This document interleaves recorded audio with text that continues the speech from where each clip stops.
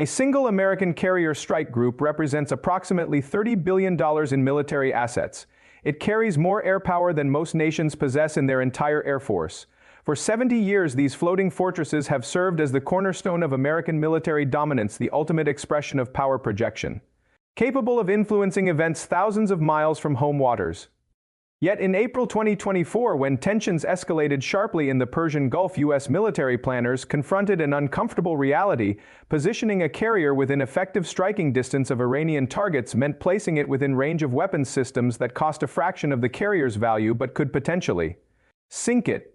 Iran doesn't operate a single aircraft carrier. They don't need to.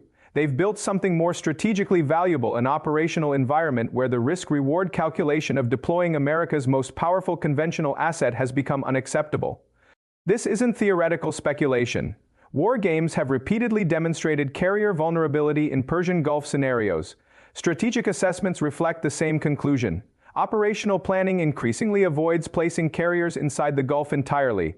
The central paradox is profound. The most powerful naval capability ever, created refined over decades, can be effectively neutralized by asymmetric systems developed by a regional power operating on a comparatively minimal budget. And the implications extend far beyond Iran. If a regional adversary can create this problem, what does it mean for carrier operations against peer competitors like China in the Taiwan Strait or the South China Sea? What Iran has built isn't just a regional defense system. It's a blueprint for neutralizing the most expensive military capability in human history, and that blueprint is already being copied. Iran's anti-access area denial architecture rests on 6 overlapping systems, each designed to exploit specific vulnerabilities in carrier strike group operations. First, anti-ship ballistic missiles.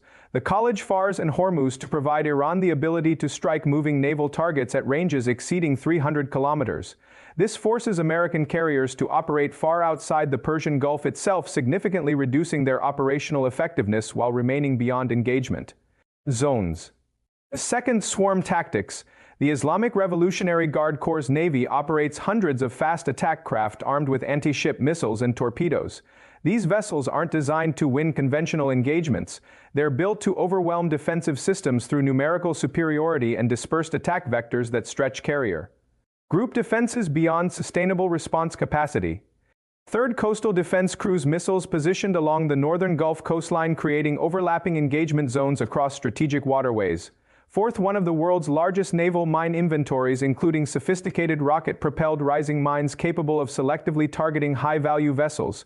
Fifth, an expanding fleet of drones and unmanned surface vessels that provide persistent surveillance and additional strike capability. Sixth, integrated air defense systems threatening carrier aircraft even when launched from standoff distances. Geography amplifies every advantage. The Persian Gulf measures roughly 200 miles at its widest point. Carriers operating inside face constrained maneuver space and predictable positioning. The Strait of Hormuz choke point compounds this vulnerability. Any carrier entering or exiting must transit concentrated threat zones with limited room for evasive action. This matters beyond military balancing. Carriers aren't simply weapons platforms. They're diplomatic instruments that signal commitment, deter aggression, and reassure allies. When carriers cannot operate in contested environments without prohibitive risk, their deterrent value erodes. Israel, Saudi Arabia, the UAE, and other regional partners depend on the credible prospect of American carrier-based intervention. In the Pacific, Taiwan, South Korea, and Japan rely on identical assumptions. If that credibility diminishes, alliance structures weaken and adversaries gain expanded freedom of action. This isn't hypothetical. Future capability. These systems are deployed, operationally tested, and demonstrated regularly in exercises. Recent American force posture adjustments suggest operational planning already incorporates these limitations. These capabilities didn't appear overnight. Iran spent 3 decades studying American carrier operations, identifying vulnerabilities, and systematically building countermeasures to exploit them. The foundation of Iran's anti-carrier strategy was laid in a single day of brutal clarity. Operation Praying Mantis, April 1988. U.S. naval forces destroyed Iranian oil platforms and sank or severely damaged Iranian naval vessels in response to mine incidents during the Iran-Iraq War. The engagement lasted hours. American conventional superiority was absolute. Iran's navy proved incapable of meaningful resistance. Tehran absorbed the lesson. Competing symmetrically with the US Navy was futile. The response wasn't capitulation, it was strategic adaptation. Iran pivoted toward asymmetric capabilities designed to impose unacceptable costs without requiring equivalent platforms. The 1990s brought observation and study. Iran watched carriers dominate during the Gulf War in 1991, where carrier-based airstrikes contributed decisively to coalition superiority. Throughout the decade, Tehran observed continuous American carrier operations enforcing no-fly zones and conducting strikes across Iraq. Flight patterns became predictable.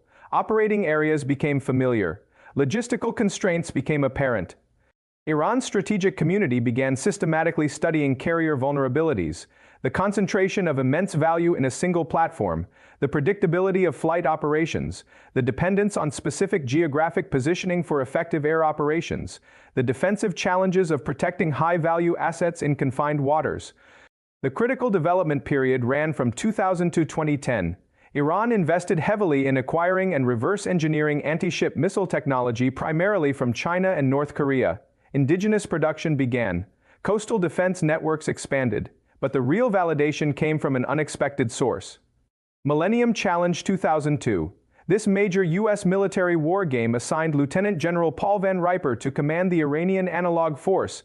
In the exercise's opening phase, Van Riper employed swarm tactics and asymmetric strategies to hypothetically sink multiple American ships, including a carrier. The exercise was controversially reset, and critics questioned certain assumptions. But for Iran, the outcome validated their strategic direction. Concentrated forces create concentrated vulnerabilities. 4 years later, another data point emerged from the Lebanon War. Hezbollah, an Iranian proxy, successfully struck the Israeli corvette INS Hanit with a Chinese-designed C-802 anti-ship cruise missile, damaging the vessel and killing 4 sailors. The engagement demonstrated that precision anti-ship weapons could be effectively employed even by non-state actors. Iran's investment in coastal defense, cruise missiles, and proxy capabilities accelerated. In 2011, Iran captured an American RQ-170 stealth reconnaissance drone reportedly brought down largely intact. Reverse engineering efforts accelerated indigenous UAV development, but the capture provided something equally valuable: insight into American reconnaissance patterns and surveillance methods. Understanding how carriers are tracked helps develop counter-surveillance and targeting networks. The 2019 Abqaiq attacks on Saudi oil facilities, widely attributed to Iran or Iranian-backed forces, showcased precision strike capabilities using drones and cruise missiles that evaded extensive air defenses. The strikes demonstrated that even sophisticated layered defensive systems could be penetrated through coordination, precise timing, and appropriate weapon selection, all directly applicable to defeating carrier group defenses. Throughout this period, China pursued parallel anti-access development in the Pacific, particularly the DF-21D and DF-26 anti-ship ballistic missiles, explicitly designed as carrier threats. Reported Sino-Iranian military cooperation provided Iran both validation and additional technical insights. Each experience reinforced an identical conclusion: carriers represent concentrated power but also concentrated vulnerability. Iran systematically built capabilities to exploit those vulnerabilities, creating layered defenses that force carriers to operate from distances that fundamentally diminish their effectiveness. This wasn't opportunistic weapons acquisition. It was coherent, multi-decade strategic evolution toward a singular objective, making American carrier operations in the Persian Gulf prohibitively risky. Understanding what Iran built explains the threat, but the real sophistication lies in how these systems work together to create impossible choices. Iran's anti-carrier capabilities reveal tactical adaptation, but they represent something larger: a systematic global shift away from dependence on American systems. Understanding why requires examining how American policy choices between 2014 and 2022 inadvertently catalyzed the construction of alternatives across multiple domains. The inflection point came in 2014.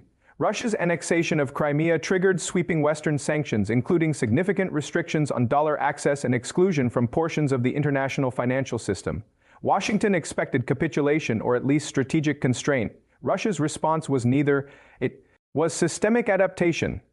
Moscow accelerated de-dollarization efforts that had previously been theoretical. Bilateral currency agreements expanded with major trading partners. Foreign exchange reserves were diversified away from dollar-denominated assets, but the more consequential impact wasn't Russian, it was Chinese. Beijing's strategists observed carefully. Western sanctions against Russia, Iran, North Korea, and Venezuela demonstrated a clear pattern: American economic interdependence could be weaponized. Nations integrated into dollar-based systems weren't just participants in a global economy, they were vulnerable to financial coercion that could be deployed for political objectives unrelated to economics itself. China's integration into the global financial system had been viewed in Beijing as both opportunity and strategic depth. The 2014 sanctions reframed that calculation. Deep integration into dollar systems created leverage for Washington, not just prosperity for Beijing. The response was methodical. China established CIPS, the cross-border interbank payment system, as an alternative to SWIFT for yuan-denominated transactions. The internationalization of the yuan accelerated, moving from rhetorical aspiration to concrete policy priority. The Belt and Road Initiative became not just infrastructure investment, but alternative trade architecture, creating economic networks where dollar transactions were optional rather than mandatory. Development of digital currency systems began, explicitly designed to bypass Western financial surveillance. These weren't panic responses. They were long-term infrastructure investments that only make strategic sense if you've concluded that reliance on American-controlled systems represents unacceptable vulnerability. The 2018 to 2020 period intensified this logic. American tariffs, technology sanctions against Chinese firms, and explicit decoupling rhetoric regardless of their individual policy merits sent an unambiguous signal to allies and rivals alike: access to American markets, technology, and financial systems was conditional and could be revoked for political reasons. This accelerated every major economy's pursuit of strategic autonomy in critical sectors. The European Union's push for independent semiconductor production, Japan's efforts to secure alternative supply chains, South Korea's technology diversification, each represented the same calculation. Dependencies create vulnerabilities, vulnerabilities invite coercion, rational actors reduce vulnerability. The COVID-19 pandemic reinforced this conclusion from an unexpected direction. Supply chain disruptions revealed the fragility of efficiency-maximized global networks. Nations that had accepted just-in-time delivery and single-source supply chains for critical goods confronted shortages that threatened basic state functions. The lesson wasn't lost on strategic planners worldwide. Efficiency is valuable, but resilience requires redundancy. Nations began prioritizing supply chain diversification even when it meant higher costs and reduced economic efficiency. The calculation had shifted. The risk of disruption now outweighed the benefits of optimization. But the definitive turning point came in 2022. Western sanctions against Russia following the Ukraine invasion represented the most comprehensive deployment of financial warfare in history. A G20 economy was essentially excluded from the global financial system. Russian banks were ejected from SWIFT. Foreign exchange reserves held in Western institutions were frozen. Secondary sanctions threatened any entity conducting significant transactions with sanctioned Russian parties. Short-term, these measures imposed genuine costs on Russia. The ruble collapsed initially, access to international capital markets vanished. Trade relationships faced severe disruption. Long-term, the sanctions proved something far more significant to every other nation watching: the dollar-based financial system could be weaponized. Absolutely. And therefore it couldn't be trusted absolutely. The responses were swift and structural. China and Russia expanded trade in national currencies, with yuan-ruble transactions reaching unprecedented levels. India purchased Russian oil in rupees, bypassing dollar settlements entirely. Saudi Arabia, a cornerstone American partner for decades, began accepting yuan for oil sales to China, breaking the petrodollar framework that had existed since the 1970s. BRICS nations intensified discussions about alternative payment systems. The new development bank expanded operations explicitly designed to function independently of Western financial infrastructure. Central banks globally accelerated diversification of foreign exchange reserves away from dollar concentrations. Most revealing were the responses from traditional allies. France and Germany quietly pursued financial infrastructure capable of operating independently of American oversight. European strategic autonomy discussions, previously rhetorical, acquired concrete institutional form. The message was clear: even partners were hedging against American financial coercion. Washington's strategic assumption proved catastrophically flawed. Policymakers believed the dollar's indispensability meant other nations had no choice but to accept its weaponization. This logic worked only until it didn't, until the projected cost of building alternatives became less than the demonstrated risk of dependence. Once that threshold was crossed, rational actors built alternatives. And here's the crucial point: infrastructure investments are irreversible in practice. Once China builds CIPS, once bilateral currency agreements are established, once alternative trade networks are operational, they don't disappear when immediate tensions ease. The alternatives persist because the investment has already been made and because the strategic vulnerability they address remains. Washington deployed maximum economic pressure, assuming it would produce maximum compliance. Instead, it produced maximum incentive to escape the system entirely. Different nations had different motivations. Rivals like China and Russia sought to reduce American coercive capacity. Partners like France and Germany sought insurance against political unpredictability. Non-aligned states like India and Saudi Arabia sought freedom of action. But despite different motivations, the outcome was identical: systematic construction of alternatives to American-dominated systems. The financial architecture is only part of the story, because while Washington focused on economic leverage, something more fundamental eroded beneath the surface: the narrative framework that made American leadership acceptable to others in the first place.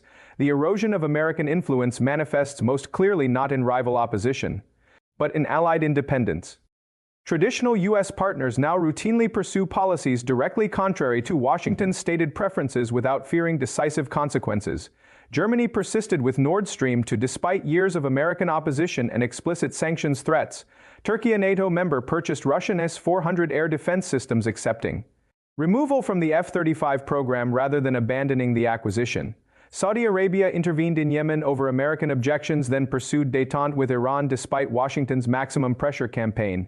The Philippines maintained simultaneous military cooperation with the United States and deepening economic integration with China. These aren't anomalies or temporary irritants. They represent the new equilibrium of alliance relationships. Alliance structures persist, but alliance compliance has fundamentally weakened. Nations retain security partnerships with Washington while ignoring American preferences on economics, technology, and regional policy. The calculation is straightforward: American security guarantees remain valuable, but no longer valuable enough to justify comprehensive policy subordination. The economic dimension reveals deeper fragmentation. Regional trade agreements have proliferated explicitly without American participation. The Regional Comprehensive Economic Partnership encompasses 15 Asia-Pacific nations, creating the world's largest trading bloc with no U.S. involvement. The Comprehensive and Progressive Agreement for Trans-Pacific Partnership proceeded after American withdrawal, establishing trade architecture that functions independently of Washington. This creates overlapping economic networks where American exclusion from one framework doesn't mean isolation from all. Global economic governance has fragmented from a U.S.-centered hub into multiple regional and issue-specific arrangements. Nations participate in whichever combinations serve their interests, with American membership optional rather than essential. Security arrangements follow similar logic. The Shanghai Cooperation Organization has expanded beyond its original Sino-Russian core to include India, Pakistan, and Iran, creating a security forum spanning much of Eurasia with no American involvement. Bilateral defense agreements proliferate outside U.S. frameworks. Even AUKUS, while including traditional American allies, represents independent Australian and British strategic initiative rather than Washington-led coordination. This doesn't necessarily produce anti-American alliances. Instead, it reflects portfolio diversification. The United States becomes one security partner among several rather than the indispensable guarantor. Nations hedge against American unreliability without abandoning the relationship entirely. Institutional governance shows the starkest transformation. U.S. preferred institutions face paralysis. The World Trade Organization's dispute resolution mechanism has been non-functional for years. The UN Security Council remains gridlocked on major issues, and the International Monetary Fund's voting structure remains frozen despite shifting economic realities. Meanwhile, alternative forums have proliferated. The Asian Infrastructure Investment Bank attracted even close American allies as founding members despite Washington's opposition. BRICS summits have evolved from photo opportunities into substantive coordination mechanisms. The new development bank finances projects previously dependent on World Bank approval. These alternatives don't simply represent Chinese or Russian institution building. They reflect broad frustration with American institutional blocking. When preferred institutions become vehicles for preserving American advantage rather than addressing collective problems, rational actors build new institutions. But the most profound shift is legitimacy. For decades, American primacy remained acceptable to many nations because it was packaged as rules-based order with theoretically universal application. The rules might favor American interests, but they applied to everyone, including America itself. That perception has eroded decisively. Selective enforcement has become impossible to ignore. Territorial acquisition produces comprehensive sanctions against Russia but continued support for Israel. Human rights violations trigger condemnation of Iran but weapons sales to Saudi Arabia. International law is invoked when convenient and dismissed when constraining. The normative foundation that made hegemony legitimate rather than merely imposed has fractured. When rules appear selectively enforced, the system loses authority and becomes simply power exercised without principle. Regional patterns confirm the global scope. In the Middle East, states balance American security guarantees against Chinese economic partnerships, playing both without exclusive commitment to either. Gulf monarchies purchase American weapons while accepting Chinese infrastructure investment and ignoring Washington's preferences on oil production levels. In Asia, nations maintain U.S. military relationships while refusing economic decoupling from China. ASEAN states want American naval presence to balance Chinese maritime expansion but won't sacrifice economic integration for geopolitical positioning. The choice Washington demands us or them is simply rejected. Europe's strategic autonomy discourse reflects similar recognition. American reliability is no longer assumed. The possibility of reduced U.S. commitment or erratic policy shifts requires European capability to act independently. This isn't hostility, it's insurance against American unpredictability. Latin America increasingly ignores U.S. preferences entirely. Nations maintain relations with Venezuela despite American sanctions. Cuban normalizations proceed regardless of Washington's position. Chinese investment in ports, telecommunications, and infrastructure faces minimal resistance despite American security warnings. The pattern is global, and consistent hedging has replaced alignment. And here's why this represents irreversible structural change. The alternative infrastructure now exists. Nations have constructed payment systems that bypass the dollar supply chains that route around American technology choke points and security arrangements that don't require Pentagon approval. These capabilities persist even if immediate tensions ease and bilateral relations improve. Once China built CIPS, once bilateral currency swap agreements were established, once regional trade frameworks became operational, they don't simply disappear. The investment has been made, the infrastructure functions, the strategic vulnerability it addresses remains. Even significantly improved U.S. policy cannot restore previous influence levels because the alternatives are now available and proven functional. Nations that previously had no choice but to operate within American-dominated systems now possess options, and rational actors maintain options even when not immediately exercising them. This isn't an anti-American order replacing American hegemony. It's a post-American order where Washington remains influential but no longer determinative.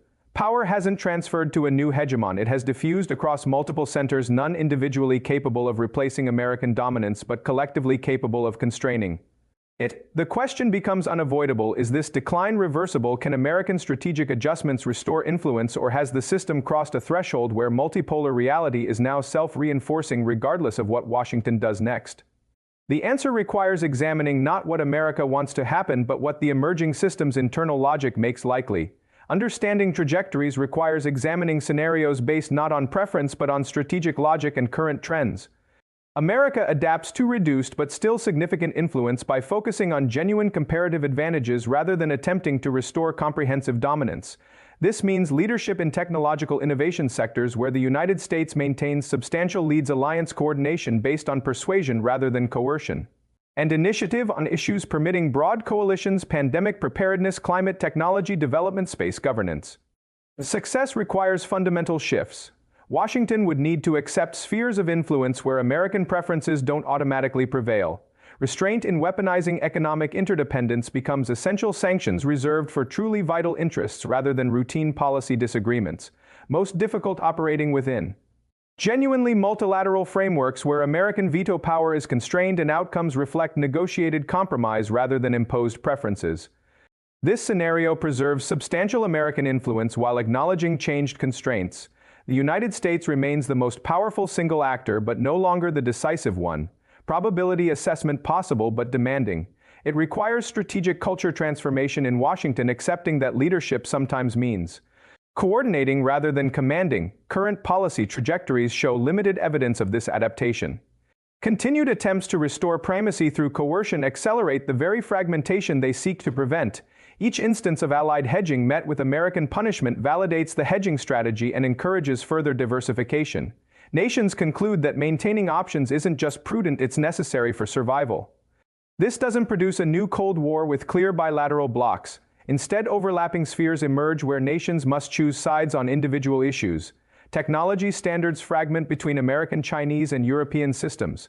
Financial networks split along political lines. Security arrangements become issue-specific rather than comprehensive. The global system doesn't divide cleanly, it fractures into incompatible subsystems. Trade flows continue but face mounting friction from divergent regulatory frameworks. Diplomatic coordination becomes transactional rather than institutional. Common problems, climate change, pandemic response, nuclear proliferation become harder to address as collective action capacity declines. Probability assessment moderate to high if current trajectories continue. The mechanisms driving fragmentation are already operational. Absent deliberate policy shifts, structural momentum favors further division.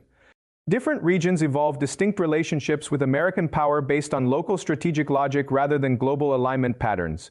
Europe maintains security cooperation with Washington while pursuing genuine economic autonomy, accepting American military presence while building independent technology sectors and financial infrastructure. Asia welcomes U.S. military balancing against China while refusing economic decoupling, integrating with both powers across different domains.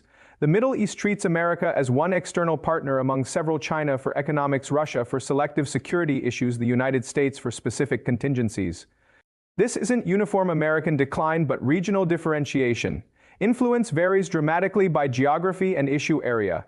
Military partnerships persist where American capability remains unmatched. Economic influence contracts where alternatives exist. Normative leadership erodes where perceived hypocrisy undermines legitimacy. The United States retains significant but selective influence, decisive in some regions, on some issues marginal elsewhere. Probability assessment already occurring and likely intensifying. Regional patterns increasingly diverge from any single global template. This scenario describes the emerging reality more than future possibility. Dominance in emerging technologies, artificial intelligence, quantum computing, advanced biotechnology provides new foundation for influence even as traditional leverage declines. Technical superiority in critical future sectors translates into standard-setting authority, ecosystem control, and strategic advantage across multiple domains.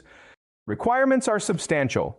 America must maintain innovation leadership despite global talent diffusion and Chinese investment scale. Technology diffusion must be prevented or controlled, keeping critical capabilities exclusive. Technical superiority must translate into geopolitical leverage, historically uncertain given technologies. Tendency toward eventual proliferation. This scenario offers renewed influence in specific high-technology domains but faces structural challenges. Innovation ecosystems are globalized, cutting-edge research depends on international collaboration and talent flows. Authoritarian states have proven capable of rapid technology adoption even when innovation originates elsewhere. The gap between technical achievement and geopolitical leverage remains substantial and unpredictable.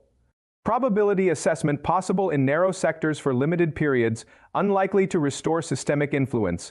Technology advantage provides temporary edge, not durable structural dominance. Current evidence suggests convergence towards scenarios 3 and 2 simultaneously, regional differentiation accelerating into broader fragmentation. With pockets of American technological leadership insufficient to restore comprehensive influence, different regions relate to American power differently. Within each region, fragmentation intensifies as nations build redundant systems and hedging capacity. Technology leadership provides advantages in specific domains but doesn't reverse broader structural trends. This is path-dependent. Decisions made now determine velocity and ultimate extent, but the direction is established. The range of realistic futures has narrowed considerably. What this means strategically: the window for managed adaptation is closing rapidly. Policy adjustments that might have preserved greater influence if implemented in 2015 face far higher barriers in 2024 because alternative infrastructure is now operational. Nations that previously had no choice but to work within American-led systems now possess functioning alternatives. The question isn't whether America declines from hegemony that's already occurring. The question is whether it declines toward substantial multilateral leadership within a genuinely multipolar order, or toward fragmented isolation where American preferences increasingly don't matter beyond a shrinking sphere. The 2024-2030 period represents a critical decision window.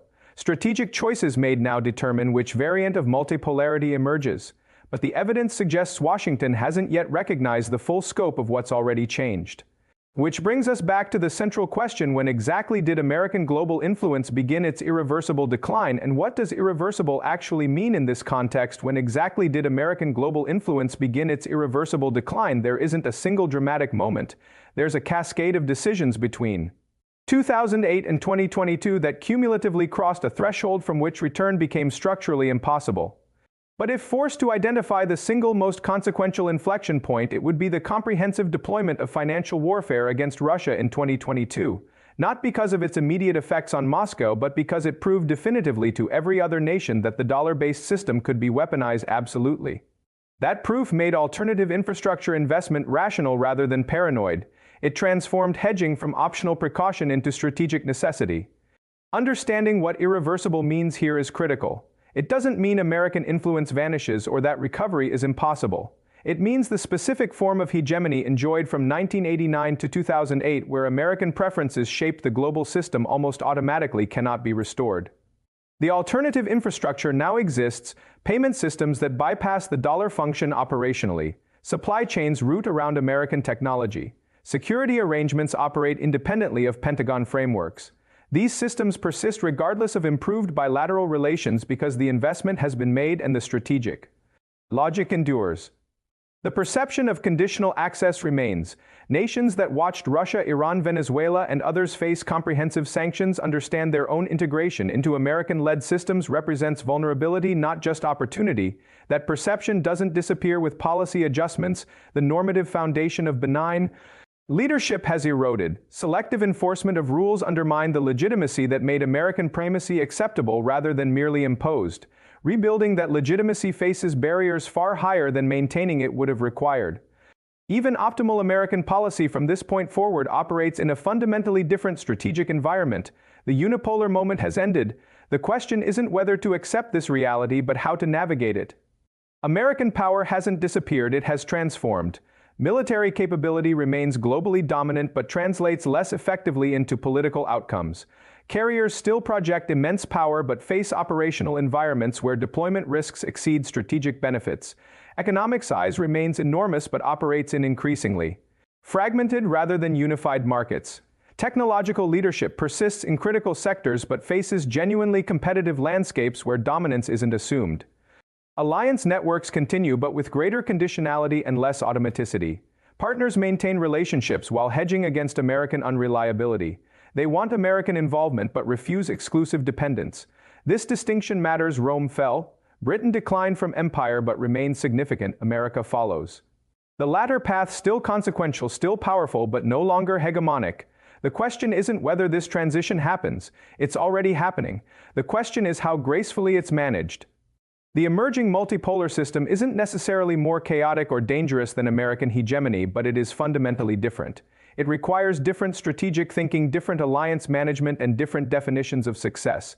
Nations that adapted early, diversifying partnerships, investing in alternative infrastructure, avoiding overdependence on any single power, are better positioned than those that assumed the unipolar moment would persist indefinitely. The turning point reveals something more important than timing. It reveals mechanism. Hegemony ended not because rivals militarily defeated American power, but because America's use of that power convinced others to build alternatives, which raises the question every dominant power must eventually face: is it possible to wield hegemonic power without creating the conditions for its own obsolescence? The world is watching not whether American power declines. That question is already answered. They're watching whether American strategy adapts to the reality that the turning point has already passed and the post-hegemonic era has already begun.